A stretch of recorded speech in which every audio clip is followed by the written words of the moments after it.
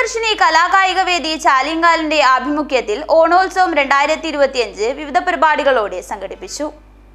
ചാലിങ്കാൽ പ്രിയദർശിനി കലാകായിക വേദിയുടെ നേതൃത്വത്തിൽ വിവിധ പരിപാടികളോടെ ഓണോത്സവം 2025 വൈവിധ്യമാർന്ന പരിപാടികളോടെയാണ് സംഘടിപ്പിച്ചത്.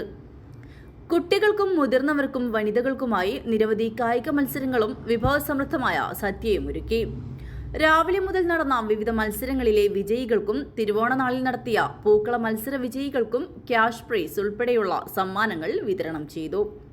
സമാപന സമ്മേളനം ക്രൈംബ്രാഞ്ച് ഡിവൈഎസ്പി ടി ഉത്തംദാസ് ഉദ്ഘാടനം ചെയ്തു. ഈ ഓണാഘോഷ പരിപാടിയിൽ പ്രിയദർശിനി കലാകായിക വേദി സംഘടിപ്പിച്ച ഇന്ന് ഈ ഒരു ദിവസം മുഴുവനായി സംഘടിപ്പിച്ച ആഘോഷ പരിപാടിയുടെ ഭാഗമായി നിങ്ങളോടൊപ്പം കുറച്ച് സമയം എനിക്കും ഇവിടെ ഈ ആഘോഷ പരിപാടിയുടെ ഭാഗമാകാൻ സാധിച്ചതിന് സന്തോഷം അറിയിക്കുകയാണ്. നേരത്തെ ബഹുമാനപ്പെട്ട അധ്യക്ഷൻ പറഞ്ഞു, നമ്മുടെ നാട് പുതിയ കാലഘട്ടത്തിൻ്റെ മാറ്റങ്ങൾ, പരസ്പര ബന്ധങ്ങൾ കുറഞ്ഞു വരുന്ന കാലഘട്ടം. അതായത് ഓണം എന്ന് പറയുമ്പോൾ നമുക്കെല്ലാവർക്കും അറിയാം, ഇപ്പോൾ എൻ്റെ മുന്നിൽ ചെറിയ കുട്ടികളാണ്, നമ്മളൊക്കെ മുതിർന്നവരായിരുന്നവർക്ക് നമുക്ക് ഓർമ്മിക്കുമ്പോൾ, പഴയ ഓണത്തെക്കുറിച്ച് ഓർമ്മിക്കുമ്പോൾ ഉള്ള ഓർമ്മകൾ വളരെ ഗൃഹാതരമായ ഓർമ്മകളാണ്.